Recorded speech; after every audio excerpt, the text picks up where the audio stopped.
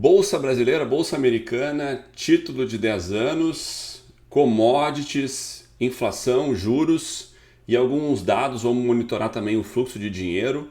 Vamos dar esse passo a mais aí no conhecimento de educação financeira. E para você ver aqui, se você se interessa por isso, fica no vídeo que a gente vai dar uma olhada no mercado essa semana.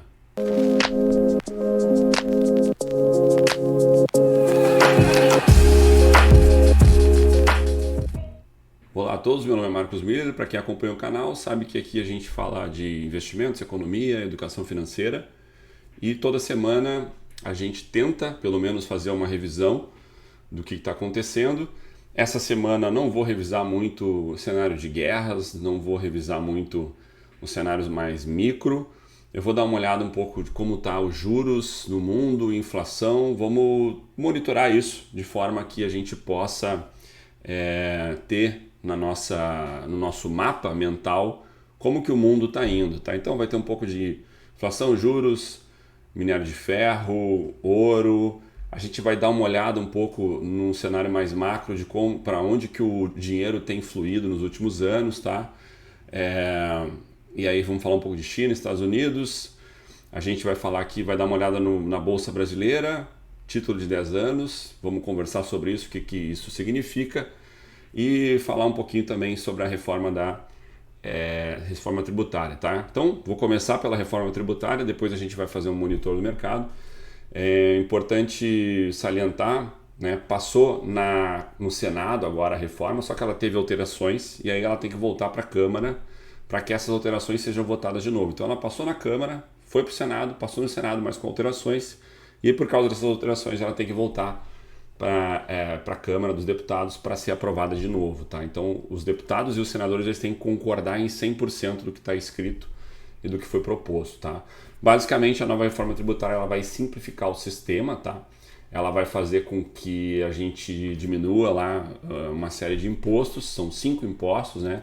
INPI, ISS, enfim, vários impostos acabam virando o IVA, né? Imposto de Valor Agregado, que vai ser subdividido em dois, né? Uma parte para a União, uma parte para os estados, né? Então o IVA ele é composto por duas pernas, uma de competência da União, uma de competência dos estados, simplificando o sistema tributário que hoje é extremamente complexo, tá? Só que aí, enfim, Brasil, a gente vai ter várias exceções, tá?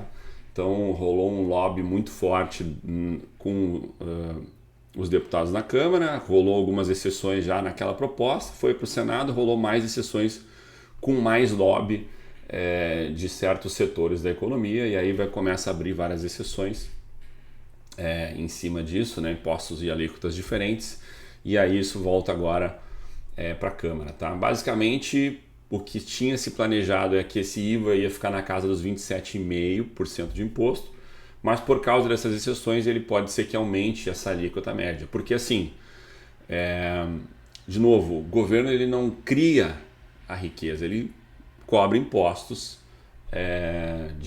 dos produtores de riqueza, né, de quem cria o valor.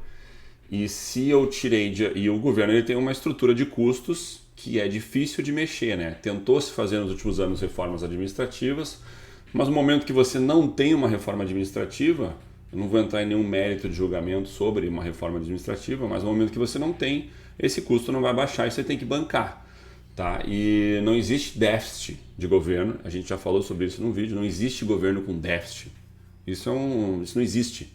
O governo ele vai pagar de alguma maneira, ou ele vai aumentar impostos, tá? Ou ele vai imprimir mais grana e vai gerar inflação, que acaba sendo, a gente chama na economia de imposto inflacionário, né? Acaba sendo a mesma coisa, né? Ou seja, o dinheiro sai da população, de quem trabalha, de quem cria riqueza, de quem produz, é tirado esse dinheiro e bancado a estrutura do governo, tá? Então, se tem setores que vão pagar menos alíquota, a média, ou seja, todo mundo vai bancar essa diferença para aquele cara que ganhou um benefício.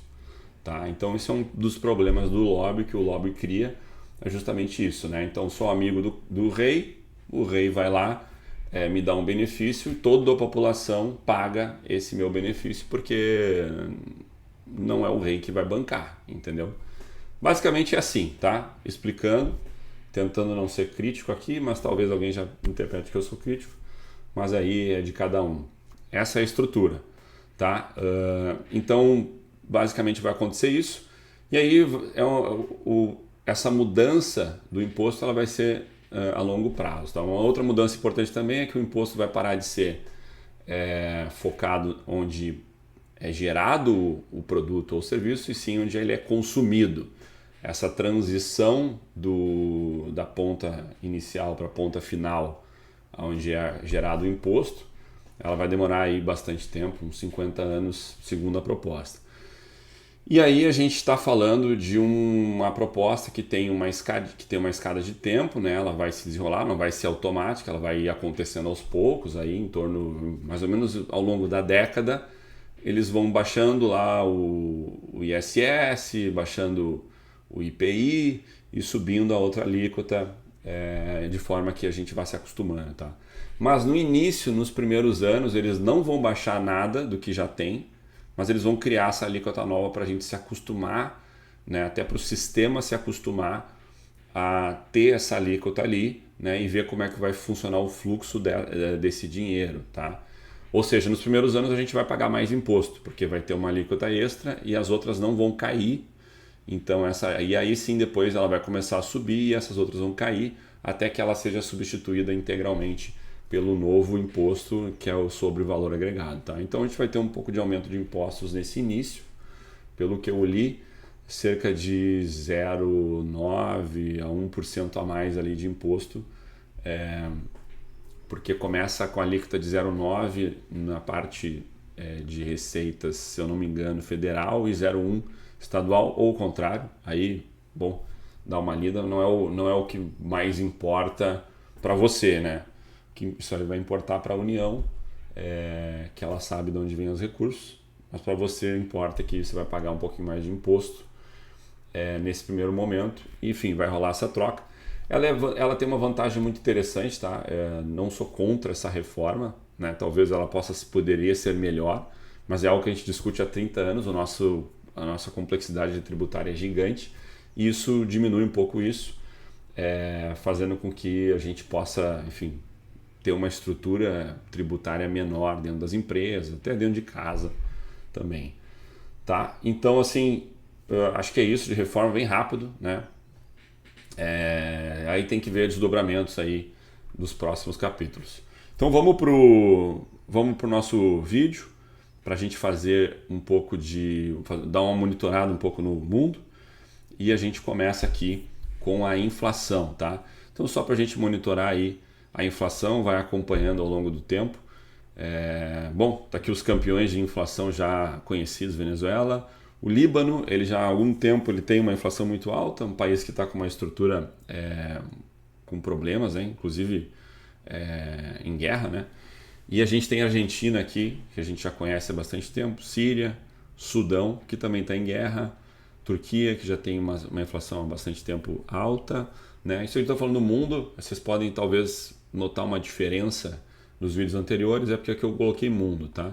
Geralmente eu uso o G20, e aí dentro do G20 a gente está falando de Argentina, Austrália, e aí o Brasil já vem em terceiro, mas vocês podem ver que o G20 já tem uma inflação bem mais estabilizada, né? Com poucos países com 2 dígitos de inflação. Na verdade, só 2, né? Acima de 2 dígitos, Turquia e Argentina, tá? E aí vamos monitorando taxa de juros também, né? Para completar, que andam de mãos dadas com a inflação. A gente tem ali Argentina, Turquia, Rússia, Brasil, México, né? Singapura, e aí a gente já cai para... A gente está falando aqui de G20, né? Se a gente colocar no mundo, a gente vai ter taxas de juros maiores, tá? Zimbábue, Venezuela, com taxa de juros de 55%, Turquia, Gana, Sudão. Então, mais ou menos os países aqui, eles se repetem dentro das cabeças aqui do ranking. Mas vamos ficar com o G20 aqui, que é um pouco mais preciso, mais útil aqui para nossos análises. Continuando nosso monitoramento, a gente dá uma olhada, é interessante acompanhar aqui um pouco das commodities, tá? Então, gás natural aí com uma queda de 52% ano a ano. Se a gente colocar aqui o gráfico do gás natural, a gente pode ver que ele deu uma estabilizada interessante. Isso aqui nós monitorávamos há alguns anos atrás, né? A gente pode ver que teve aquela estourada lá, inclusive perto da guerra da Ucrânia, em 2021, 2022. O gás bateu recordes, decaiu legal e voltou aí para uma média, tá, histórica, que já dura mais ou menos 10 anos, bem na média aqui, ó, de 10 anos, tá? Se tu falar de 25 anos também, a gente está numa média aqui, uma linha mediana, tá? A gente pode monitorar aqui o petróleo também. Ele vem nos $76 o barril, tá? A gente teve aí uma alta bem forte do petróleo alguns anos atrás, ele já estabilizou aqui na casa dos 76, quer dizer, não dá para dizer que estabilizou, né? Mas a gente tem um preço aqui que não é mais aquele preço de cento e poucos dólares o barril, tá? Então é importante ficar de olho, mesmo com a guerra lá em Israel, guerra no Oriente Médio, a gente teve uma queda aí de quase $10 o barril nos últimos meses e dias aqui, semanas, tá? Importante prestar atenção nisso, porque o barril de petróleo vai influenciar bastante em inflação pelo mundo afora. Minério de ferro também, tá? Minério de ferro ele voltou muito forte depois daquelas máximas de 2021, chegou a bater 80 e poucos no valor dele por tonelada, né? Dólares por tonelada. E a gente está falando aí de $128 por tonelada no minério de ferro, com uma tendência de alta aí que vem desde maio, tá? Então isso é importante também, isso é um pouco de um termômetro de aquecimento, né? China e outros países usam muito minério de ferro, né? A gente exporta muito minério de ferro, então é importante a gente ficar atento a isso. Continuando aqui, estou dando umas pausas no vídeo, porque estavam fazendo uma obra aqui do lado, espero que o som não incomode dentro do meu fone, que acho que o meu fone consegue capturar o áudio só da minha voz, eu espero. Mas vamos continuar, a gente tem que fazer esse monitor do mercado. Bom, falando aqui de minério de ferro, então, $128 a tonelada. O ouro, né? O ouro em máximas históricas, importante, né? Para os clientes aí que são nossos clientes na carteira da Ascenda Investimentos, que é a nossa consultoria aqui de planejamento. A gente tem bastante ouro lá. Nos últimos tempos a gente vem comprando um pouco de contratos de ouro que são interessantíssimos para manter aí uma estabilidade. A gente gosta bastante da tese dos metais, tá? Inclusive eu vou até monitorar o lítio aqui para vocês darem uma olhada, que eu acho que é interessante a gente ter esse tipo de instrumento dentro do...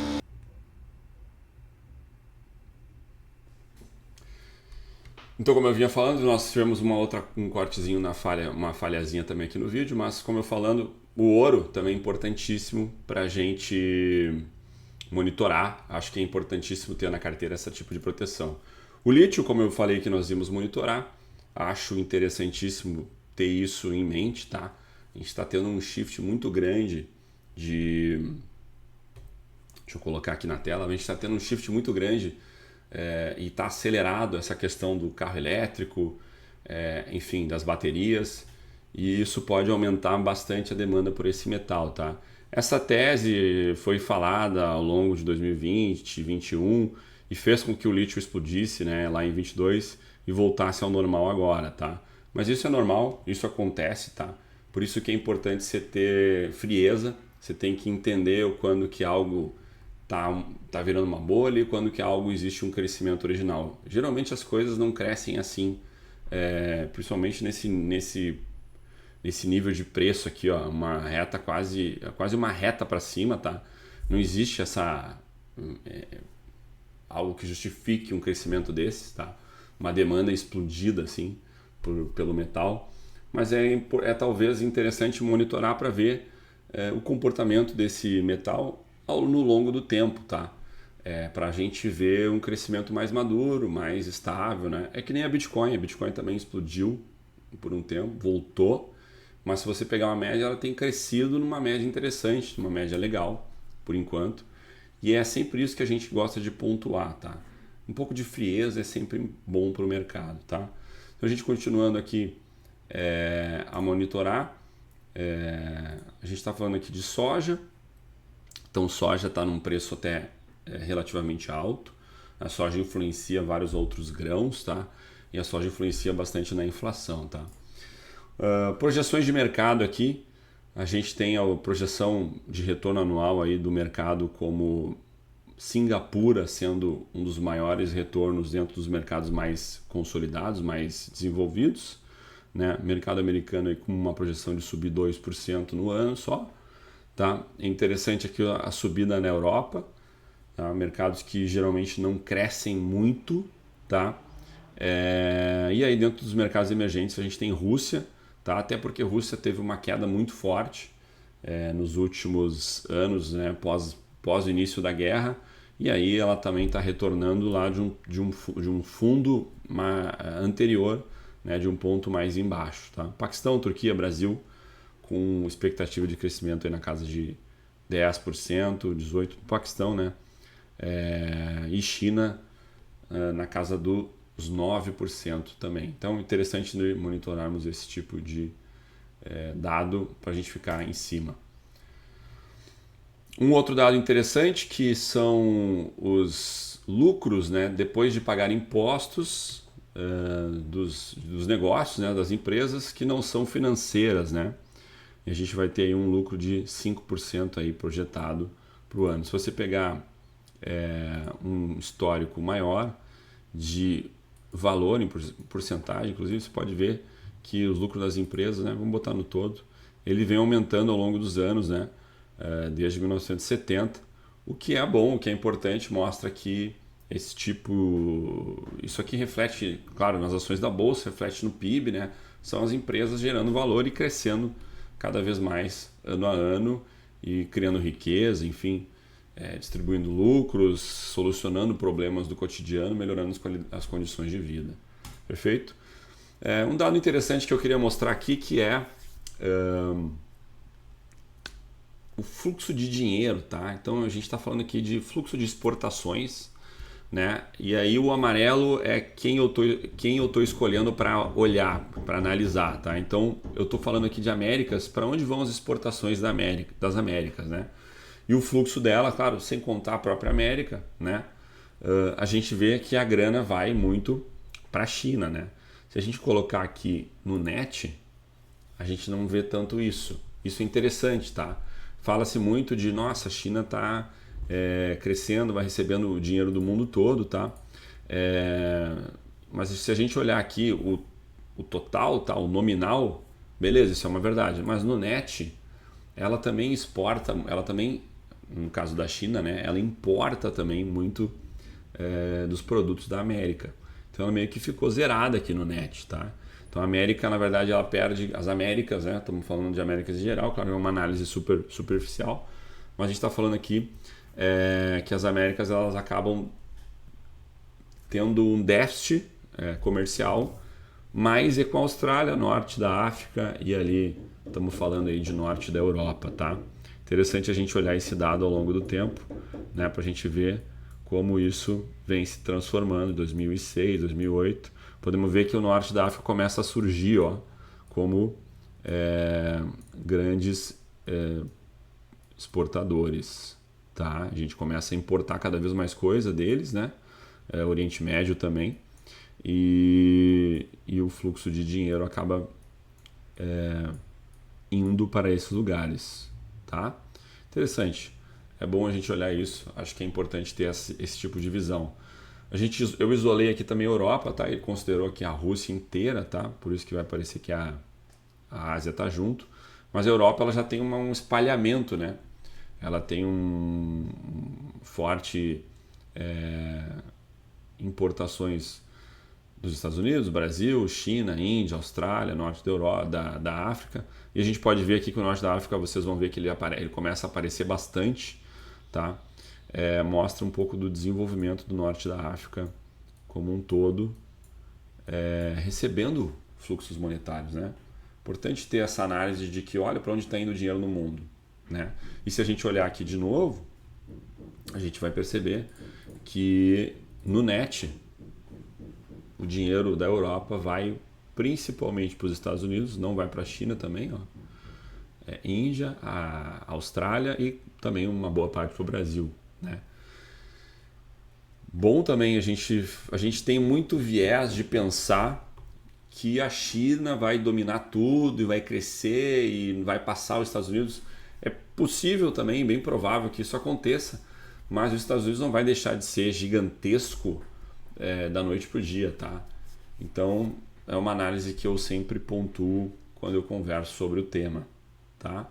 E a gente vai fazer também um pouco da Oceania, para onde vai o dinheiro da Oceania, né? E aí sim a gente tem um positivo aqui com a China, com a Ásia, também com o Brasil.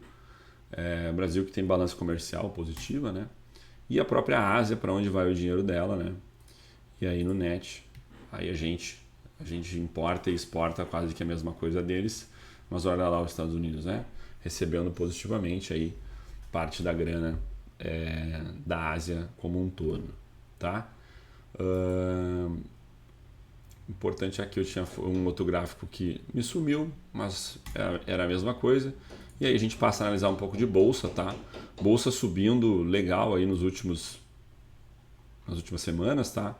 Saindo de 112 mil pontos para 119, batendo lá naquela faixinha dos 119, 120. Aqui são vários topos que ela brincou nessa faixa, tá? Deixa eu ver se ela rompeu isso. Não vou considerar isso aqui, tá? 121, mas vou considerar esse rompimento aqui em maio de 2021, que foi até 130, e eu vou considerar também aqui em dezembro de 2020, que foi até 124, 125, tá? Antes disso, o preço de antes da pandemia, antes de anunciar, enfim, todo aquele lance da OMS anunciando pandemia, né? A gente tinha um crescimento mais estável e níveis de bolsa lá nos 120 mil pontos. É mais ou menos onde a gente está hoje, tá? Com dificuldades, inclusive, para crescer de novo, para as empresas andarem, tá? A pandemia ainda não ficou para trás 100%, tá? E tem reflexos aí que são bastante duradouros. Pô, a gente parou o planeta Terra por bastante tempo, isso tem reflexos até hoje, tá?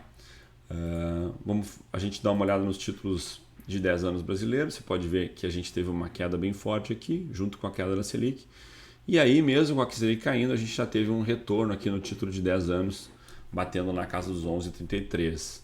Um indicativo de que talvez a gente esteja chegando aí perto de uma estabilidade na inflação e uma estabilidade nos juros aí, que pode acabar sendo na casa de talvez 10%, 9% ou 11%. Mas eu acho que não vai cair para 5, 6, 7 como caiu anteriormente a Selic, tá? Vamos falar um pouco de SPX, também a mesma coisa, né? A gente teve lá a SPX andando meio que de lado, né? Desde 2022, se a gente parar para pensar, teve essa queda, né? Mas recuperou e anda por aqui nessa mesma faixa, tá? O SP22 ele se comporta um pouco diferente. A gente também está contando aqui o dólar, tá? Então isso aqui a gente tem que levar em consideração. E o título de 10 anos do Tesouro Americano, que vem subindo fortemente nos últimos meses, tá?